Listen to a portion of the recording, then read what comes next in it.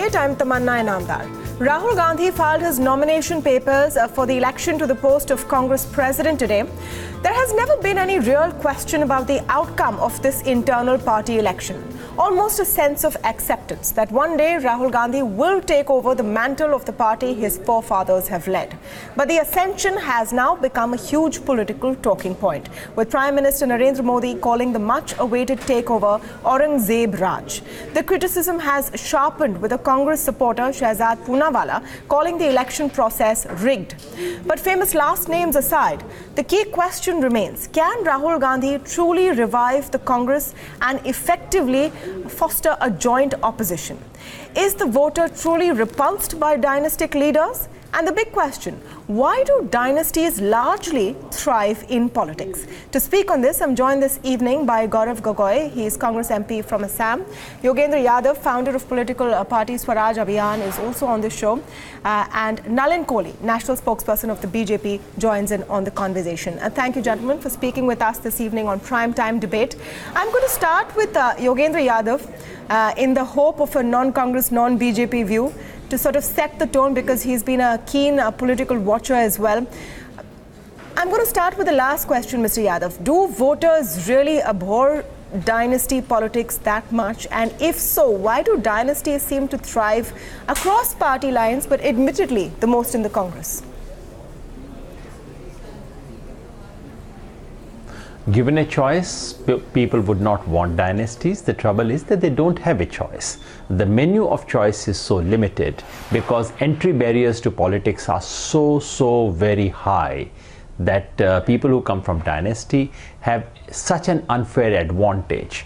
And that's why, although they need to prove themselves in elections, but the initial advantage, the initial crossing of entry barrier is something which is possible from external resources. It can be dynasty, it can be huge money, it can be something else. This is why dynasties have flourished not only in Congress, across all other parties, and we must add increasingly even within the BJP, among the second generation leaders, a very large proportion are coming from dynasty. I will take that to Gaurav Gogoi. Even though it has been widely accepted, and for a long time the question has not been if, but when will Rahul Gandhi take over the top post in the Congress party, don't you think that the dynasty debate deserves serious contemplation within your party, Mr. Gogoi? I think any debate deserves serious attention. But when it comes to the Congress party, for a long time, we in the party wanted Rahul Gandhi to take over the mantle of party president, because we feel that Rahul Gandhi has a vision not only for the party, but for India and for its challenges that faces today. When Rahul Gandhi speaks of reviving the small and medium industries, he's speaking to the pain that India economy is facing right now. And that is why we have faith that when after Rahul Gandhi takes over the presidentship, not only will there be a stronger and modern team Congress, but also a plan to recover India from the challenges that it faces under the Prime Minister Modi's rule. I'm tempted, Mr. Gogoi, to ask you a second question. In the middle of this debate, why couldn't someone like you join the fight, stand in the election?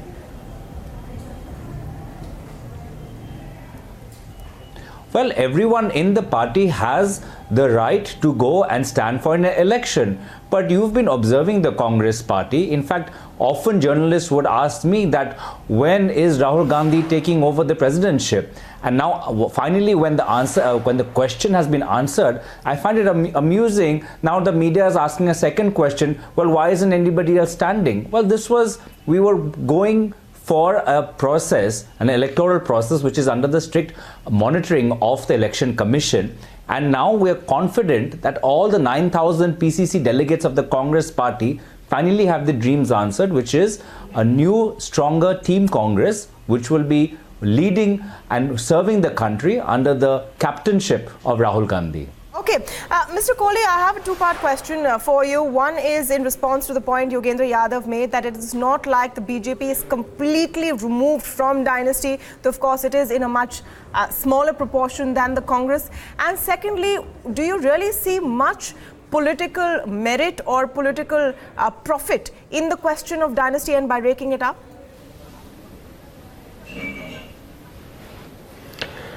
Well, first of all, I think we need to understand there are broadly two models of how leadership works in political parties in India. One is a family-focused party, and there are multiple there. The Congress is at the national level, there are others at the regional level, where the top slot or the control of the party is vested in members from a single family, which means defined by birth. The second model is that other parties where nobody from a particular family has the right to be the president or to control the party perpetually. These are the two models. Now, I'm not saying one is better or the other. Parties are entitled to run. So if the Congress party wishes to run central to the Nehru-Gandhi family and the leadership will come primarily from the Nehru-Gandhi family, they are entitled to. But to immediately try and take the election and say that the BJP has its fair stake of dynasty, I'll counter that. And where I disagree with Mr. Yadav is that we do not have a reservation at the top posts. What he's referring to is perhaps a son of a former political person, an MP, or a minister, or a chief minister standing for elections and winning. Now, that would be true across the nation. A doctor's son may become a doctor, may not become a doctor. A lawyer's son may or may not become. Same as a political person's son may or may not. The critical thing in the BJP is that there is no guarantee that the son of a political person in the party is going to definitely become a political person, and because by birth will deserve to get the post or hold on to a post permanently. So that model is not there. So I think that would be in terms of a general society rule, but to call it a dynastic thing in India, BJP, I would not agree with that. Okay. Because our top slot, I mean Prime Minister Modi, Amit Shah ji as the president of the party, before that any name you come on, they are ordinary citizens who made it to the very top. Okay, so the second is whether dynasty works or doesn't work. Kohli, let Yogendra Yadav respond. Tamanna, may I come in here since I have to leave? Otherwise, I'll have to leave here right now. Let him just respond to that one point may on I? dynasty, Mr. Kohli, but I not understand at the top post. Yes. Yeah. I just wanted to say that it is true that in the BJP it has not yet reached the top, but the manner in which the party is developing, like all other parties, it's also headed in the same way. As for Rahul Gandhi's qualifications, I think it's quite clear that his qualifications are exactly that of Sonia Gandhi, that of Rajiv Gandhi, that of Indira Gandhi for that matter, namely that he was born in the right family. That is the qualification. The real question we should be asking is not the merit of one individual today, because that question is quite well settled. We know what it is. The real question is what is the larger challenge for the country, and whether Congress party, which at the moment seems to lack a vision, a roadmap and a face, is that party up to it? And then we come to the question of leadership. So let us not reduce the question of the systems crisis to just that party and that to one leadership. Thank you. All right, Yogendra Yadav has to leave for another commitment, but we should continue that point he's making. And Nalin Kohli, I'll let you complete your second point, because as much as the dynasty debate continues, the political truth perhaps is that if not Rahul Gandhi, then whom? And I'm not asking this question as just an opponent from, of course, the other party. But as a political watcher, you would also be the first to admit that for whatever reason, the Gandhi name is the glue that binds this party together. But again, I started by saying, Tamanna, that they are entitled to run that way. I don't think the BJP or anyone else can say that this is how you should run your party. They are entitled to run their party the manner they wish to run. But to call it then a democratic process, that is not correct. The issue is very limited. If you're running by a family and the family is the glue or the family is entitled to hold the top post, so be it. And people have accepted that or rejected that, it's left to the people. But you don't need to show it as an election, because there is no election. That election is a clear fixed election in terms of someone from the Nehru-Gandhi family. And as again I'm repeating for the nth time, it is their right. That's how they wish to run their party. Now the question is about, Mr. Rahul Gandhi himself making the party stronger or not. At the end of the day, what matters is political outcome. And in political outcome, a victory in elections is the critical thing. We'll come to that point. So far. We'll come to that point, so if you will allow me. I want to break it up. We'll come to the point about whether he's strong or not, but I just want counter before I move to Gaurav Gogoi for a response. If it is their internal matter, if it doesn't really matter to the BJP, then sir, why is the star campaigner, the Prime Minister of the country, talking about the internal election of the Congress party in a rally? If it is that irrelevant. The reason it has also become a big political question is because it has been raised at the top. Because, as I would point out, the simple reason is that you need to understand an election process involves a conversation also between the rival parties in terms of what we stand for and what we hold them to be. And that's a two-way process. It's not a one-way process only of the BJP to the Congress. It's vice versa too. For example, Mr. Modi is run down for being born in a humble family, being a tea seller, chai wala. It has extended to further that he's a non-Hindu. Whereas the Congress party so we have our own ways of answering it back. So I mean, Mr. Manishankar Iyer, for example, pointed out and gave the example of the Mughals. He got an answer on the Mughals also, which is what the Aurangzeb Raj comment is. So I don't think, what I'm trying to clear say, and I'm again repeating it, they are entitled to be a family-run enterprise, or a family being the top slot of the leadership. But to call it a democratic process is not there, because there is no democracy. They are entitled to, in a democratic process, go to the people and say elect us. People may elect them, people may not elect them.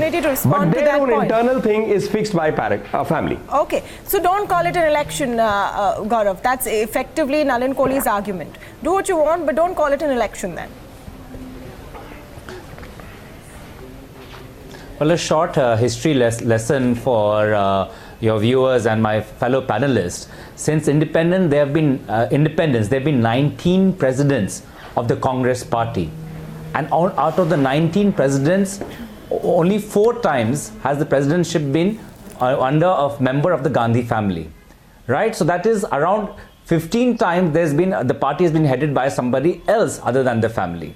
Point number 2. The member every time, whether it's Indira Gandhi or Sonia Gandhi, they've faced challenges from an electoral candidate. Sonia Gandhi faced a challenge from Mr. Prasad, and Indira Gandhi was at one point even expelled from the Congress party and made her way back. So the Congress party is a large party. It's got strong, stalwart leaders from across the country, and in which every leader, however senior or however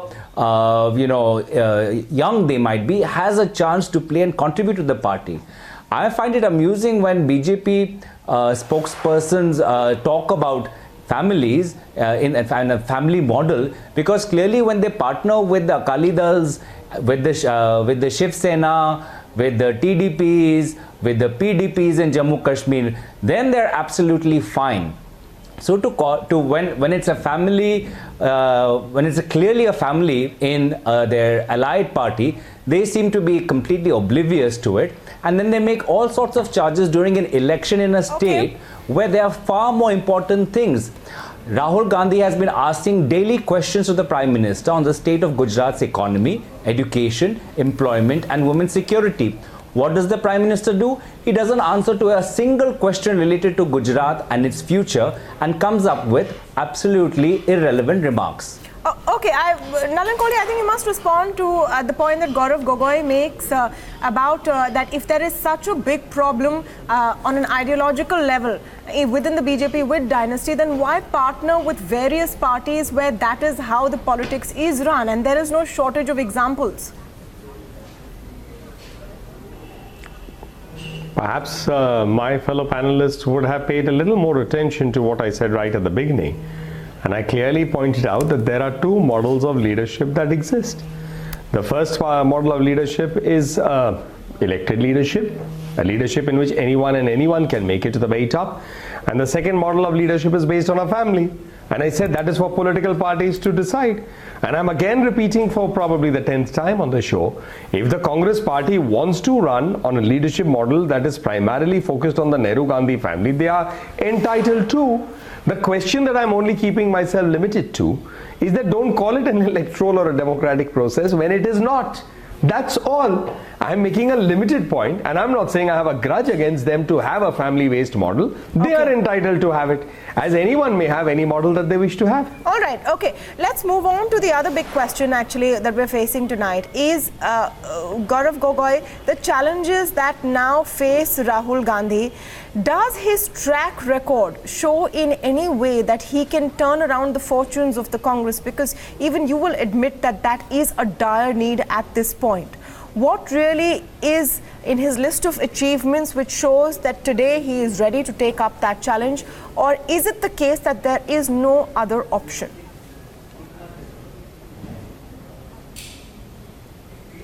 Well, first of all, the challenges that faces Rahul Gandhi and the Congress party are the challenges that face India under Prime Minister's Modi rule, which is how to make a strong economy, which is how to provide jobs for the unemployed, which is how to create quality education and health facilities, because clearly across India and especially in Gujarat, the Prime Minister Modi's Gujarat model is clearly failing, and that is why they're making irrelevant remarks. Secondly, if you've seen post 2014, which was a serious defeat for the Congress party, I have no shame in admitting that, the Congress party and Rahul Gandhi has taken a strong position on issues such as land acquisition, and you've seen that how the BJP has backtracked from its draconian land acquisition law. You've talked about how you have to have a safe GST, and you clearly see that as the GST, as BJP is clearly coming around to the Congress party's suggestion. And you've seen that how we've run opposition in the parliament itself. It's an opposition which is constructive when it is needed. It has seen far more productive sessions than when BJP were in the opposition. And when it comes to issues of real importance, such as the more than 100 people who have died during demonetization, we've really pressed for having the people's voices answered as to when will RBI count the currency and say how much fake currency has been caught and how much black money has been caught. I think going ahead, we really have to have a vision for India that works in terms of our economy, in terms of our social cultural fabric, and in terms of taking along everybody, reminding people that under Congress there was inclusive growth. And that's something that we have to focus on. All right, so let me put that question to Nalin Kohli. Nalin Kohli, will you not admit that in the last few months, there has been a different version or a more charged version of Rahul Gandhi that has been seen by the public, right from the Berkeley speeches, even if it's restricted to social media in some parts, but in Gujarat, there is a new vigor. We don't know how it will pan out in the days to come, but does the BJP see it as some kind of a challenge or a serious challenge at this point compared to all the other non-BJP parties? Well, I mean, it depends on which perspective you're seeing it. For example, feeding biscuits to PD. I don't know how many BJP leaders would like to or have the time to do so. They are so busy doing so many other things. But we do know Rahul Gandhi's love for PD because Mr. Hemanta Biswa Sarma, when he left the Congress party, also had pointed out some inputs about PD. So, that's okay. I mean, or celebrating the release of Hafiz Saeed with a mocking thing that, I mean, it's difficult to even use the word. I don't know how to pronounce it, a hug diplomacy, and saying it isn't working. I've not found anyone else yet who has celebrated the release of Hafiz Saeed or actually felt happy about it, in a sense, to pass a comment like that. So he's entitled to be in a new avatar. Who's stopping that? That's his right. The people will judge about how it is, but let's come to some of the things that Mr. Gogoi was saying. So let me remind him a little about the Gujarat model, because he has tempted me on by twice raising it. In 1991, there were 3,000, and we know that the BJP is in power since 1995. There were 3,000 odd check dams in the whole of Gujarat. Today there are 1,65,000 check dams approximately. The state GSPD has gone up by about by almost about 12 times or 14 times, from about 80,000 crores to about 10 lakh crores.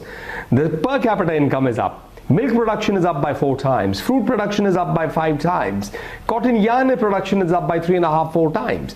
So everything that we talk about the Gujarat model is actually about development. It's about nothing else. The problem is that the Congress party would not like this to be a discussion on development, because then by force people will compare 55 years of the Congress at the central government and versus, say, 6 years under Atalji and 3 years under Prime Minister Modi. So we tend to compare those figures even on those parameters. As Prime Minister Modi himself made a presentation a month and a half ago, you compare since 91 liberalization and the last 3 years, and we are still way ahead.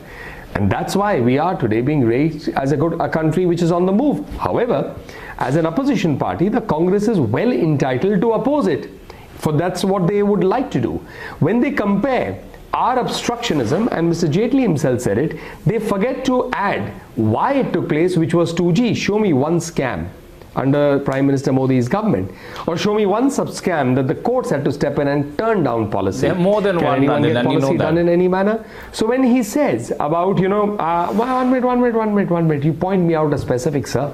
So therefore, when we go, when we look at, any of these factors, when they talk of jobs, they would not like to speak about Mudra, where almost 80 million, 8 crore people have got loans worth 3.5 lakh, 4 lakh crores. That means they will be self-employed, maximum loan being 10 lakhs, smallest loan being 50,000 without collateral. When we talk of bank accounts, why couldn't they open bank accounts? That is why nationalization was done in 1972 what would help by Indira Gandhi ji. Where were the bank accounts? Where was the financial inclusion? So we are happy to talk on development. May I suggest we keep the arguments pointed and then get the rebuttal, because that would be easier to understand and to explain even for our viewers. You've listed a number of things, but then let me give Gaurav Gogoi a chance to respond. He has talked about, Nalin Kohli has asked, where are the scams comparable to 2G? Talk about that, Gaurav Gogoi. And in Gujarat, is there an alternate, a clear 2G, alternate so much that... black money? Is there a clear alternate that the Congress is presenting to the voters? Well, thank you, Tamanna. Well, thank you, Tamanna. I'm glad Nalinji at least raised the question as to please point out the scams, because Rahulji has been pointing it out in his tweets to Prime Minister Modi, but Prime Minister Modi has been turning a blind eye, clearly uncomfortable from answering tough questions. We asked a question on Rafale as to how an Indian defense PSU got ignored for the benefit of a private sector company, and how did the Prime Minister reach such a decision without even getting advice from his cabinet and from his defense minister. We've asked inputs as to how there was scam in Vyapam, in Chikki, in Augusta Westland, how a chief minister's son, his name is in Panama Papers, how is the party president, Mr. Amit Shah's son, Mr. Jay Shah, how has his company increased profit of 16,000 times? So I'm glad that Mr. Nalin has been asking these questions. I hope that the Prime Minister of course answers them. Second, when it comes to Gujarat, you don't. I've just come from Porbandar, and it is clearly shameful that the BJP uses Mahatma Gandhi as its brand ambassador for Swachh Bharat, and Porbandar, the birthplace of Mahatma Gandhi, is known to be one of the worst, most polluted cities in Asia. People are really suffering from dust pollution. The condition of roads is pathetic. So it really shows the lip service that the BJP is known for doing development. In terms of education and health, Gujarat itself is unique in shutting down higher education and government health facilities. So people are forced to choose the more expensive treatment at private hospitals and a more expensive education in private universities.